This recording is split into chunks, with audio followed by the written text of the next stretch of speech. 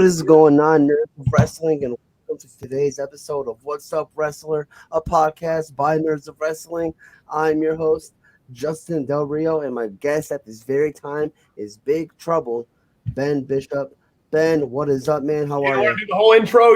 Do you know the whole intro, Justin? I tell every podcaster to do the whole intro every single time. I want to see if you know it. Do you know it? I don't know it. All right, I'll do it. It is the earthquaking, pillar-shaking leader of the Meat Pop Express, Big Trouble, Ben Bishop, BT Double B, the man who's 6'12" and weighs in at 15% of a metric ton.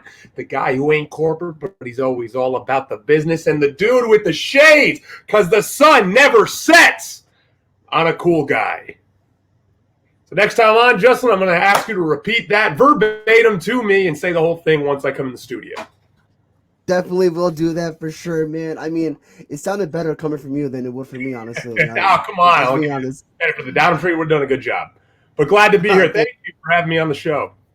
Nah, dude, thank you for joining. How have you been during these crazy times? So much wrestling going on, and have you been keeping up with any of it? Yeah, no, of course. Actually, it's funny, and I'll jump back to when all these crazy times started. So, I've been in the business for a little bit now, about 2 years. 2 years this month. We're coming up on my 2-year anniversary. And first show, thank you very much. Golf clap from all the listeners. Coming up on 2 years, and it's been a crazy 2 years, right? A lot has happened. We got my first match right before the pandemic hit, and things got kind of crazy. Had to be, versatile, had to figure some things out, had to travel a bunch. Maryland's tough with wrestling. We have a commission here, so we can't really run. We weren't able to run shows. We ran our first show last month since the pandemic happened back in March. So traveling to Tennessee, Kentucky, New Jersey, a ton of places, being on the road. But you know what? I wouldn't trade it for anything. I think it was a great experience for me to get out there, get to different places, learn to work in different places, learn to wrestle in different places, see different fans. And then it was an amazing experience. But, been keeping busy. That's the name of the game. Got to keep yourself relevant in this business for sure, on social media, in front of fans. Every day, everything is crucial, everything you do. Yeah, I love how you said, you've been wrestling for a year and a half already, which is absolutely insane. Before we get into it, the nerds are going to know you wrestled in a lot of places, bro, already. And you've been doing your thing, and you've been making your name pretty much out there everywhere you can.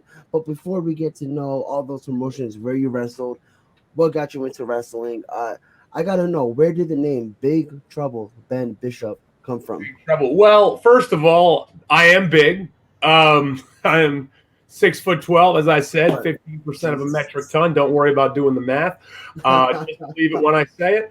No, Big Trouble. So one of my favorite genre movies was always those like cheesy 80s movies. John Carpenter being one of my favorite directors.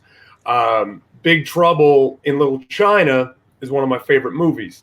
So when I was coming up with a character, with a gimmick, was just kind of brainstorming with a friend of mine, and we were talking about it, and I was like, what are your favorite movies, anything specifically? And I was kind of talking about that, and I said Big Trouble in Little China, and we started talking, and all of a sudden he was just like, why don't you just be Big Trouble? And then my name is Ben, so there's Ben, and then I just picked another B, and I said, well, Bishop sounds pretty cool, so why not just take that? So Big Trouble Ben Bishop, and my whole character is that kind of has that 80s aesthetic, 80s, 90s aesthetic, very, I don't want to say anti-hero because it's used too much in professional wrestling, but I have that kind of lovable jerk mentality. And I basically based my character off those type of characters, like Jack Burton in Big Trouble Little China, for the most part, and any type of those characters from any of the John Carpenter movies. Roddy Piper's character in They Live being one of them as well. So that's kind of my, I'll say my forte for my character, and my strong suit is kind of the character work and what I've been able to do with this character of Big Trouble Ben Bishop. And it seems to be working very well. Well, thank you. I appreciate that. No problem. So you say you're a fan of John Carpenter. Yes. What movies are you a fan of from him? Yeah, so I mean, obviously, Big Trouble in Little China being my favorite one. They Live is great. Escape from New York. I even liked Escape from LA. Not many people like that one. Those are my top three. my favorites. I mean, but I'll watch anything John Carpenter. Hell yeah, dude. I know John Carpenter. I don't know many of his movies, but I know who he is, and I'm a big movie guy myself. Oh yeah, okay. Talking about movies. What are some of your favorite movies? What's your favorite type of movies? Man, I'm kind of I would say, my favorite movies are kind of all over the place. Probably my favorite movie of all time is Shawshank Redemption.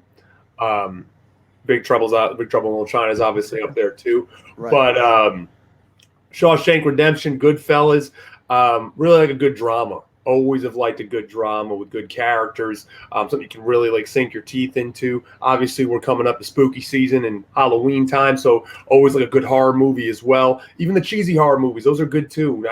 Slasher movies, love slasher movies. I love Mike Myers is one of my favorite movie villains, just because I have a soft spot for the big guys, and they move around. They don't move around too fast, but he got the job done right. He didn't have to move around too fast. That guy just popped up wherever the hell he wanted to be. He knew every nook and cranny of anywhere he could go. So I would say, those types of slasher movies, anything 80s, 90s. I'm even into those cheesy teen movies. Those are the best too, with those great soundtracks that you have. And and some reason that I feel like people in Hollywood have never been to like a high school party either, because some reason that every single time there's a high school party in a movie, it's the biggest blowout party of all time, and there's no parents, and there's 400 people, and everyone's drinking and having a good time. And I bet they've never been to a party in high school, any of these dorks in Hollywood, to know what it's actually like. No, I have a wide breadth of enjoyment when it comes to movies. You talking about slasher movies? Did you watch the movies on Netflix, Fear Street? Yes, those were great. I really liked those. Yeah, and I liked how each one had that kind of had those horror movie tropes in it, and each one kind of picked different types of horror movies and used those. Like one obviously was more slasher. One had like that Stranger Things kind of trope. One was like Salem witch trial, and they were all different. So I thought those were so well done. When I first heard of Fear Street, I was like, why are they going backwards? Like, why are they starting off in 94? They're going to then you for the people, you realize, Ben, you saw the movies, you realize like they had to go backwards in order to tell the story correctly. In order to tell the story. They told a hell of a story, and I thought, like I said, those were so well done. Phenomenal. But before we get to know more about Big Trouble Ben Bishop, man, drop those plugs. Where can the nerds find you? Well, you can find me mostly on Instagram and on Twitter. Definitely not cool enough yet to be on TikTok, I feel, but maybe one day. IG and Twitter at Big Trouble BB. Always posting where I'm going to be. Always posting about merch. Posting just some nonsense promos as well. Please follow me. I think I'm a pretty fun follow. Why not? Just give me a follow. You're cool. It doesn't hurt you. Just smash the follow button. Maybe get a follow back if I find you interesting enough, but can't promise you. Can't promise anything. He follows me, but for now, we'll see. You're interesting enough. See, I will do it as long as you're interesting enough. Right. I could talk about social media all day. I could talk about the movies Fear Street all day, but we're here to talk about wrestling, man. In the beginning of the podcast, I talked about there's so much wrestling right now. I know you said a little bit. You've been keeping up with it as much as you can, but what promotion? We are in a massive. I don't want to say war right now. But AEW, bro, is doing their thing, and they sure are. There's a lot of people watching AEW. A lot of people are talking about it. A lot of people are moving over from WWE and actually giving AEW a chance. A lot of people who I know personally were like, "F AEW," but Sunday they're like, "I gotta watch AEW just to see CM Punk," and they absolutely love the entire show. Yeah. So I gotta know, man, a WWE or AEW? What's your forte right now? That's the $1 million question, isn't it? Right. Well, I'll agree with you, Justin. Right now, who's got all the the sizzle? Right, all the sizzle is coming from AEW at this exact moment, at little after 7:00 on September 9, 2021. AEW has the sizzle. Right. But here's the thing, Justin, is that are they going to deliver with the steak? They have the sizzle, and they have all the side. They have the fixings there. Everything's there. You got to deliver with that steak. You got to keep it up, right? Okay, the sizzle's only going to last so long. I have total faith that they can do it, but that's the $1 million question right now. You don't want to be all sizzle no steak. But for where they're headed, I think they got the right people there and the right tools and the right talent, the right people backstage. And, they're riding on a hell of a wave of momentum right now. I mean, they are in such a good position that the only way to go right now is up. However, they got to, like I said, you got to continue that momentum. Yeah, they got to continue. I love that saying. They got the steak, but they got the sizzle. Is that what you said? Something No, like they have the that. sizzle. They got to have the steak. You got to have the steak with the sizzle. The Right, sizzle, yeah. right. You don't want to be the last thing you want to be in wrestling, and it's a term that's used by old wrestlers. All sizzle, no steak. It's like, hey, Right. look at that guy. He looks amazing. He looks great. He's got this, and that. But he doesn't have the little things. This isn't making sense. And he doesn't have a good base. He doesn't listen in the ring. He doesn't do this or that. But hey, looks great. You don't want to be all sizzle. I love that. So that's a saying I'm gonna start saying now. So, You can absolutely use I quote it. Quote it for every time you send me $10 on Venmo. I'll give you my Venmo after, but just make sure every time. We'll be good. We'll be good to go. But what got you into wrestling, man? How old were you when you started watching wrestling? What was your first experience watching wrestling? Let's go way back here. So I grew up a WCW fan. So I first started watching wrestling in 1998. I was 8 years old, and I turned it on. I was at my grandparents' house, and my grandparents grew up, going to the events back in the day when they would, there was a ton of territories. I'm from Rhode Island. I'm from the Northeast. They used to go to all like the shows and the wrestling shows, and they loved it. But obviously, as the years go on, people lose track of it. And but one day I was at my grandparents' house and I turned it on. I was like, what the hell is this? I'm just like, holy hell, look at these guys. Like, oh my God. I was always a big kid. I was always big. I never hit like a big growth spurt. I was always just big. So all of a sudden on my TV, I see guys like Kevin Nash and Sid Vicious and all these larger than life people. And I'm just like, this is awesome. Like, look at these guys. They're cool. Look at the NWO. They're coming out with all this swagger. And I was 8 years old before I even know what the word swagger meant. But, they're coming out with the long hair and the cool clothes and the muscles, and they look good. And the women looks great, too. That was fun to look at 8 years old. So, and so I was just so enamored by it, just like the pageantry of it. And then of course the athleticism that went along with it and what these guys were able to do in the ring. Obviously Hulk Hogan as well. So I just that was what really turned me on to wrestling, was that whole thing, just the charisma and the pageantry and, the walking out to the themes and everyone cheering for you and the confidence these guys had. And then eventually, obviously, started watching WWF as well. And what a time it was, for wrestling fans in the Attitude Era. And I'm one of the few people that really loved WCW in the year 2000. Not many people did. I think the Natural Born Thrillers were a faction that had so much potential. Again, all sizzle, no steak. There's your example. Right. The Natural Born Thrillers. Look at those guys, right? Look how good they look. I just didn't seem to have it back then. And all respect to those guys. But, I never stopped watching it, so I was always a fan. I never had a ton of friends that liked wrestling. I had friends, please don't get me wrong. I had friends, but not friends that liked wrestling. Right. I was really the only one. I would watch it with my dad. My dad was a casual fan. He would watch it with me. But really, other than that, nobody that I really knew enjoyed watching it. They just thought like, oh, that shit's fake and blah blah blah, all this stuff. And they weren't a big fan of it. So I was kind of alone watching it, but I still enjoyed it. I still, every Monday and Thursday and Wednesdays with WCW Thunder, and whenever SmackDown was Thursdays then, I would always tune in, and, it was always that thing that you could just, the best thing about wrestling, right, is that you could just step out of reality for a little bit, those 2 hours, 3 hours, whatever the hell it may be, and you can just enjoy it, and you don't have to worry about anything else. And, they just take you on in this, I hate to say fantasy world, but you know what I mean, in a fantasy reality type world, and just give you an outlet. And that's what wrestling always was. It was awesome to watch. And growing up, I was an athlete, so I played basketball all the way through college. Always wanted to be a wrestler. I always told everybody, like, hey, if I had to choose something, if I had to be a professional athlete in anything, I'd be a professional wrestler. That was always number one, always what I wanted to do.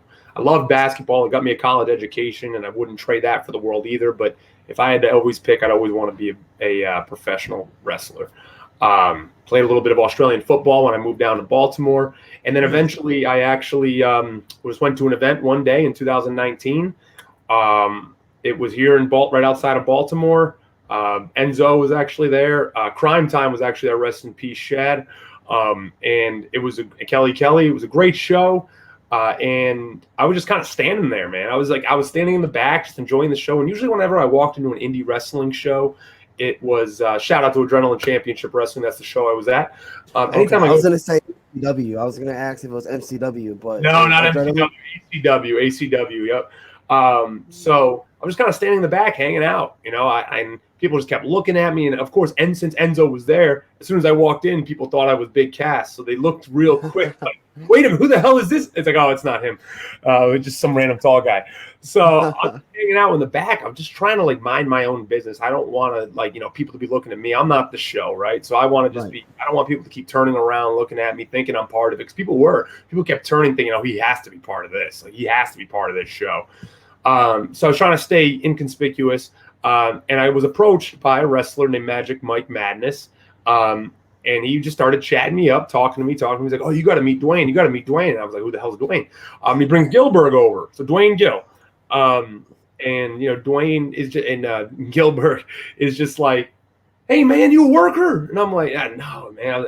Hey, yeah, I have a job. He's like, no, man. Are you a worker? Are you a wrestler? I'm like, no, I've never done it. He's like, why, man? You look like this height, man. Look at you. Look, you good. I'm like, I don't know what to tell you, man. I'm not. I'm enjoying the show. I would love to be. He's like, I got to introduce you to Jimmy. So eventually he walked me over to James Ellsworth, and that's where this kind of all began. Ellsworth took one look at me, grabbed his phone, took down my number, and we kind of, from there, the next day I was training. Damn. So now we're here. About 2 years later, and I've had already a whole mess of experiences in this crazy business. And I really thank guys like, Dwayne and Jimmy, James Ellsworth, Gilbert for all these experiences, because they if it wasn't for them, if I didn't go to that show, I wouldn't be doing this. If I wanted to just continue playing Madden, I was sitting on my couch, and I bought the ticket earlier in the day, and I was sitting on my couch, and I was just like, you know what? Maybe, my team's about to go to the Super Bowl. I don't want to go. I was looking at I ended up being late. It was like 8:10. Show started at 8. It was like 8:10. I come like strolling in. I almost didn't go, and I wouldn't be here right now if I crazy. Said to myself, I don't just get up and go. Why not? Let's just go enjoy it. Let's go have fun. And yeah, now I'm here. It's crazy to think you were a fan going into the show one day, the next day you're training. What was training like? What was that whole stepping into the ring for you? What was it like? So that was pretty surreal. So I was there the next day. They had a show in Hanover, Pennsylvania. So what I did is I got there real early. I helped set up the ring, all the pay your dues type stuff. And then I got in the ring, and kind of getting in the ring that first time is like, holy shit, here we go. This is, there's no turning back now, because this has always been my dream to do this. And I'm not going to quit on the first day. So I'm in there with Ellsworth, and he's like, all right, let's see you take a bump. And so I'm like, all right, this should be pretty easy. Not too bad. Here we go. 1, 2, boom. Oh my God. This is what they have. This is what this is. I saw stars. I saw birds circling around my head. I was like, I'm like, oh my God. He's like, all right, so that's not how you do it. Let me show you exactly how to do it. So he taught me to tuck my head, take the flat back bump. So I took about 20, 30 bumps in like 30 minutes, just nonstop. And he's like, all right, let's see you hit the rope. So I started hitting. I'm like, okay, this isn't too bad. It's like a slingshot. Man, when I tell you, when you hit those ropes, those things are unforgiving. They always win. You're never going to beat those dang ropes. Those are like the ones we're using is basically steel cables with rubber wrapped around them. And you just got to hit them hard. And I had bruises up and down my back. And I literally was only working out maybe for 30, 45 minutes total. And I was exhausted. Was I blown up? Holy hell. I could not. I was like, man, this is this is a lot, but you know what? I loved it. It was one of the first times I actually did a workout, and I was like looking forward to it. You know, a lot of times in college, I'd have practice later in the day, and I'm just like, oh, like counting down the minutes. Like, all right, I have to leave in 5 minutes. I still have 5 minutes to myself. Just 5 minutes. I just don't have to think about basketball practice. But I was actually excited. I was excited to be there. And I stayed for the show, and then every show from there on out, always went, helped out, did everything I could, setting up the ring, all that good stuff. You know, early in the day, staying until late at night, on the road until 2 a.m. You know, just doing all those pay your dues type stuff, which still have to do. You know, that doesn't end. But before I even had my first match. But yeah, the training was great. Trained with Ellsworth, also one of my other trainers. I love to shout him out too. He's helped me out a ton. Sickened, Nick Taylor is his name. He goes by Sickened on the independent circuit. He was trained by Ruckus, which meant independent wrestling legend, CZW from the CZW days in the mid 2000s, and still going out and strong. Had a killer match this past weekend with Rich Swann. Won a match that was great to be in attendance for that. Amazing what Ruckus can do in his 40s, but it was so thanks to all those guys. They really in the last 2 years have helped me out a ton, and gotten me to where I am currently. And that's all just because you bought a ticket to a wrestling show, and then boom, it's insane. It really was, yeah. I was listening to Busted Open Radio that day, and Enzo was pitching where he was going to be, and he was just saying like, I'm promoting. I'm going to be at ACW, Adrenaline Championship Wrestling, right outside of Baltimore. And I'm like, all right, you know what? I wasn't doing anything. So I'm like, why not? So thankfully, I was listening to that too. All things kind of just fell in line. It was all just a domino effect. Right place, right time. Exactly. So you go through training's done. What is your first promotion? What is your mindset going into your first match? Yeah, so basically my first match is February 28th or 27th. Gosh, I should probably remember that. The end of February 2020.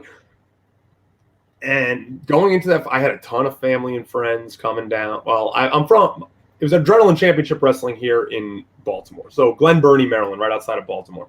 From Rhode Island, but I had a ton of friends coming down from Rhode Island, family coming down from Rhode Island. I also had a ton of friends in Baltimore, former guys I played Australian football with, people I've just met through the years here in Baltimore. And it was it was about 80 or so, 80 to 100 people there were just kind of there for me, wearing merch. Damn. And, Wow. excited before I did have my first match. So I'm definitely nervous. Not going to say I was like, sitting there all sitting pretty and like, this is going to be a cakewalk. My first match was against Blackout, the legendary independent wrestling faction. The label, not a stable. Blackout, former guys in it. Eddie Kingston used to be part of Blackout. Ruckus, Robbie Illuminati, James Ellsworth are now the faction of Blackout. So my first match was going to be against Ruckus and Robbie Illuminati. And I was tagging with Michael Zameno, who was my tag partner. They were the tag champs, and I find out right before the show we're going over for the tag titles in my very first match. So I know, right? So my mind's blown. And we, the match happened, and it was kind of a blur. I didn't do much in the match. I came in with a big hot tag, came in, cleared house a little bit, hit my finish, boom, 1, 2, 3.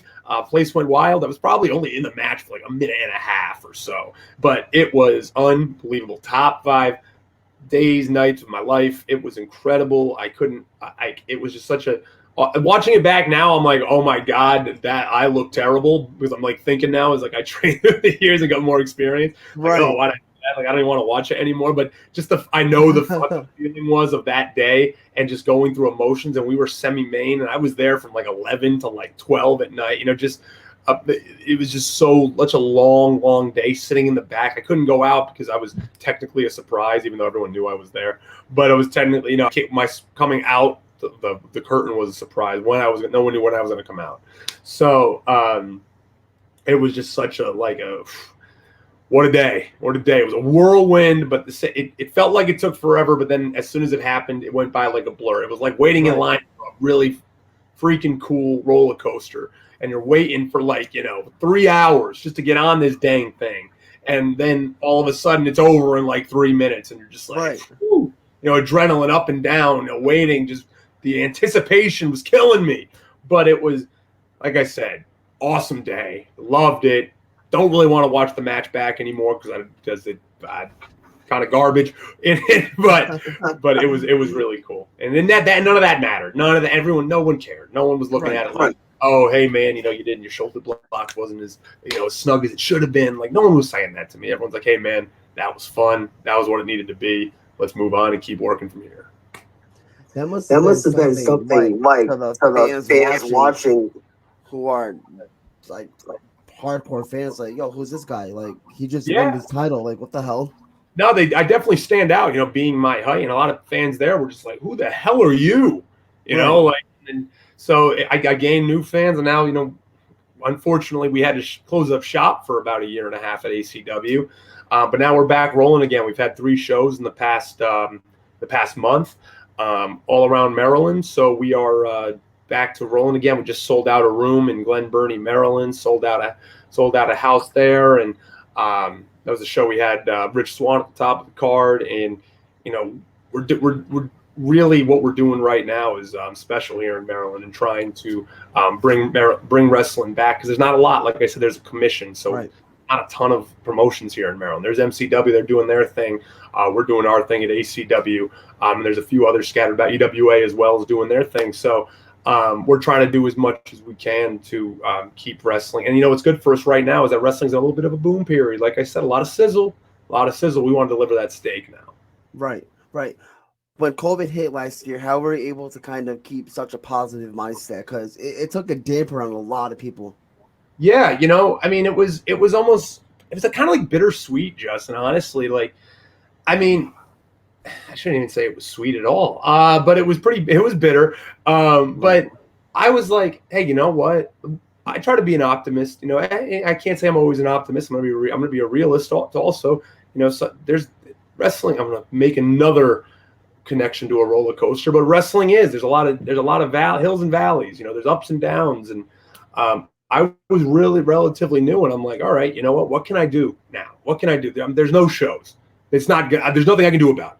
Control your own destiny, right? There's no shows. I got to figure out what the hell am I going to do?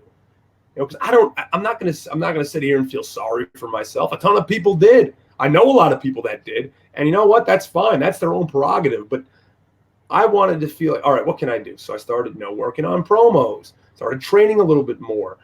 Can I work on my body? Can I get in better shape? Can I be eating better? What can I do to come out of this in the positive, in the black? I don't want to be in the red. I don't want to be downtrending. I want to get my name out there, hitting up promoters, being like, hey, are you running any shows? Are you running just like, tapings? Are you doing something? Is something going on? Outdoor shows became a huge thing. So I just tried to travel as much as I could. Tennessee had shows going on. So I traveled to Tennessee a bunch for Burt Prentice's promotion. Again, rest in peace, Burt Prentice, one of the best indie promoters of all time, a very good friend of Jerry the King Lawler, ran a ton of shows outside the Memphis area, outside the Nashville area for years. And he was always very well respected by a lot of the people in wrestling. And so I fortunately was able to go down there. He gave me a shot to come down and wrestle for his promotion, USA Championship Wrestling. And then I went to New Jersey a few times, shout out to Grimm's Toy Show. A lot of people, very popular YouTube channel, got my name out there a little bit with wrestling fans. A lot of good character work there. I was able to work on my character, able to think of new things to say, because that's really what Grimm's Toy Show is all about, is having that character. And then going to places like West Virginia or Pennsylvania for little spot shows here and there. Went to Mississippi, got invited to go to OVW in Louisville, which was amazing, an awesome experience there, another surreal experience. And yeah, I mean, I couldn't just sit there and be like, woe is me, feel sorry for me. I just started and I can't do anything. And it sucked. I hit a little bit of that valley, right? I went down, I got a little bit. I wasn't going to let anybody see it, but I got a little bit down, but I was like, hey, we're going to come out on the other side of this. Something's going to give. And fortunately it did. So. bro, you've been wrestling for, like I said, like you said, like over a little bit over a year, and you've already wrestled for AEW Dark Mhm. and OVW. Those are pretty And a solid, bro. tryout Like, with WWE. and you had to try a WWE. Yeah. Like, there's nothing to be ashamed of, bro. Like, holy shit. Like, just I thought you wrestled for like 3 years, but you said a year and a half. I'm like, Yeah. a Yeah. year and a Training half, for and 2 you're years, working for a year and a half. Yeah. So, I mean, right. and you know what, man? That's something I always got to kind of tell myself. And I always got to take a step back and be like, Ben, you've done you've done pretty good so far. Don't Phenomenal job. a lot of time, like I said, there's a lot of hills and valleys, and you're seeing a lot of people get booked on shows, and you're like, I want to be booked on that show, or why can't I? There's so many times that you're hitting up promoters nonstop, and you're saying, sending your stuff, and you're getting no response, and you're getting, and just promoters are just leaving you on red, or hey, we don't have a spot for you, and you got to just tell yourself like, hey, they're running a business too. And I'm not trying to baby face every promoter here. Right. They could respond and just say, I don't have a spot for you. But to each their own. You got to understand, like, everyone's looking for spots. Everyone's trying to get a spot. Everyone's reaching out. They have their people. I know I'm close with Ellsworth, and he runs shows here in Maryland, obviously with ACW, and and I see what he goes to. He gets a ton of messages every day about people wanting to be on shows. So I get it. It's tough. There's a lot of people looking for a few spots, and but you always got to tell yourself, hey, just keep at it, keep the train moving, keep the Meat Pop Express moving in the right direction. And so I can, because once you start getting too down on yourself and playing that Right. pity party and saying, woe is me, I can't get booked, I can't get this. No one's gonna want, and then that's when really no one's gonna want to book you. And and if you're getting booked out of pity because people feel bad for you, do you really want to be booked on that show? Like if you're saying like, oh, I can't get booked because of this or that, or it's not fair, and this is all right, relax. Like it's probably something else, Right. or it's just, hey, the show's full and they have people, and Right.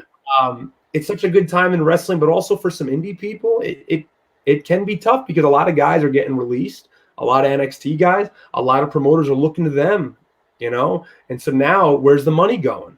And I get it. I'm not dumb. If a guy's been in NXT for a few years, just got released, now he's on the indie scene, promoter's going to bring that guy in. That might be taking a payday away from 3 or 4 people right there. Right. So now that's 3 or 4 people that aren't going to work at that show. And with AEW, they can actually work indies. So now you have guys who are on national TV every single week, guys and girls, national TV every single week. They can work the indies. So a promoter's like, hey, I'm going to bring in Darby Allin for the price that I could bring in 4 different indie guys, 4 or 5 indie guys, but I'm going to bring him in because he's going to sell more tickets than these 4 or 5 indie guys. And so it's tough, but you got to understand it. You got to get it, and you got to just keep working at it. And that's the only thing you can do, because there are great opportunities for indie guys. Like look at Lee Moriarty. What happened to him? Just got signed. Look at Wheeler Yuta. I was actually there at that AEW Dark with Wheeler the first time he was there. So it was his first time, my first time at AEW, and I met him for the first time. Great guy. And we were actually it was me, him, and PB Smooth. We were sprinting around the arena trying to find where to take pictures. Because it was like we got dressed in one part, and the other side of the Jacksonville Jaguar Stadium where we had to take pictures, and we're dripping in sweat, trying to find full gear, trying to find this place. But yeah, look at him. He got signed. And so there are spots, there are opportunities for a lot of indie people. You just got to, stay the course. You got to stay the course. And, if it's going to happen, it's going to happen. If not, you got to understand at the end of the day, I hate saying this because my favorite wrestler is Kevin Nash. And he always talked about, you got to make the money in this business. You got to make money. If you're not making money, is it worth it? I get that. At the same time, though, once it becomes not fun for you anymore, once it becomes a drag, once you're just like, why the hell am I doing this? Then just don't do it. It's not, no one's going to want to be around you if you're playing that pity party. No one's going to want to sit there and be, around that negative energy. You got to just enjoy it. You got to have fun, because that's what it is. It's professional wrestling. We all love it. We all grew up as fans. If you got into this business just purely to make a shit ton of money, then there's only so much money going around. So just enjoy. I tell everyone, just enjoy it. Just have fun. Don't take yourself too serious. Have fun. It's a show. Let's just let's just all be fans. Let's have fun. You said it best, bro. Wow, Wow. There's so many promotions in New England. What promotions do you have your eyes set on? Man, are you from New England? Yeah, I'm from Connecticut. Oh, no way. All right. Awesome. Okay. Yeah. So yeah, no, I just had my first match actually in Rhode Island for New World Wrestling Extreme, and I wrestled Wrecking Ball Legursky, that slime ball piece of garbage. We're like tied at the hip right now for wrestling everywhere we go, or just it's me and him. But yeah, no, my thing is I want to get to New England more. That's what I've always said. I want to wrestle in New England a bunch. I'm really thank James Allen at New World Wrestling Extreme giving me that opportunity. I had all friends and family there cheering me on in that match. What a fun match that we had. But I want to get to places like XWA. I know they're always in Rhode Island. I want to get to places like NEW as well. Trying to be up, just again, messaging promoter, messaging those guys, trying to get seen up there. I got guys like Wrecking Ball, vouching for me, and I appreciate him for that. But it's tough because there's a lot of guys up there, and there's not many spots. So I understand it, and I know my time will eventually come. But those are the two big ones. Obviously, there's Beyond too. That's one that's always been on my radar. It's on everyone's radar. So I mean, Limitless Wrestling as well in Maine. I've seen that too. So I'm trying to just continue to get better, work more around here, so I can get called by those companies and go up there and work. Because I'm not super polished yet. I know I got work to do. I'm not telling people that I'm the best or I deserve to be here, there, or anywhere. I just want to keep getting better so I can end up. It sounds like such a baby face answer. So I can eventually get to those places, and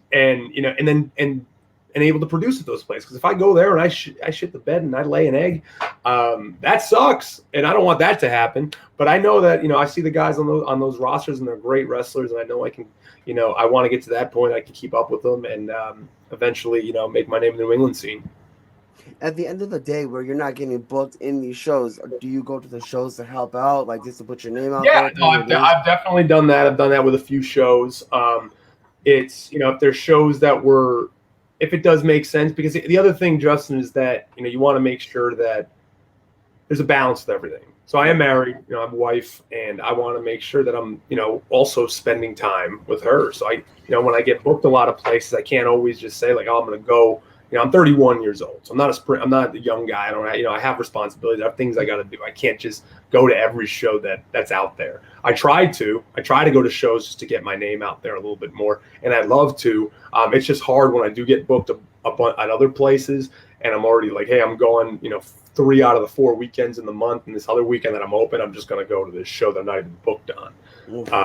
So it's hard.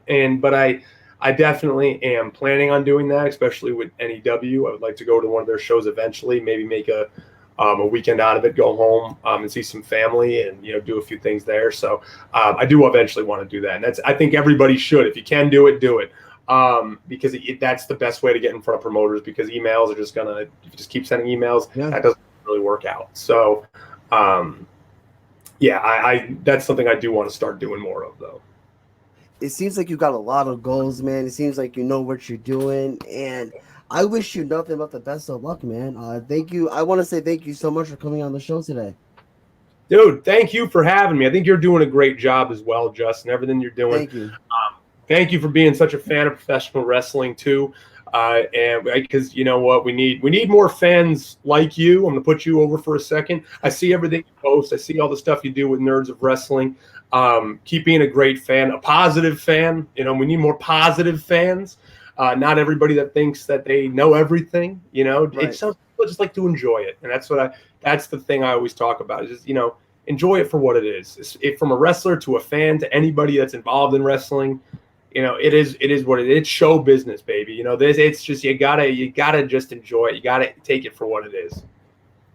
Thanks, man. That truly means a lot. Oh, no, of course, man. Thank you for the kind words.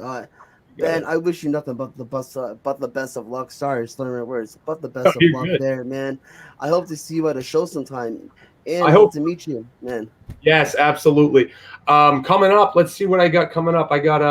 We got Invictus Professional Wrestling coming up in September 25th. I don't know. Are you going to be there? I don't drive, so it's hard for me to go to all these shows. Okay. I always try to go to You're Connecticut. more in the Connecticut area, so hopefully I see you at an NEW show at some point. Yeah, so Invictus coming up on the 25th, UCW in McKeesport, Pennsylvania on October 1st. Big Time Wrestling is actually coming back, and that'll be in November and December. Keep an eye on that, folks. Big Time Wrestling always puts on great shows. I'm excited to get involved with them as well. And if you're down in the Maryland area, I'm always at ACW. We're always running shows. Our next show is October 16th, and that's right after October 16th in Hagerstown, which is a quick drive from a big, huge Celeb Fest convention where there's a ton of wrestlers going to be here in Maryland. But again, if anybody has any questions about where I'm going to be, or if you want to see me, if you want to buy any merch, feel free to just hit me up on socials. There it is on Twitter or IG at Big Trouble BB. I'm making it easy for you. There you go. You heard it from the man himself, nerds. Go check out Big Trouble Ben Bishop on all social media platforms. This has been an episode of What's Up Wrestler, a podcast by Nerds of Wrestling. I'm your host, Justin Del Rio. Peace out, nerds.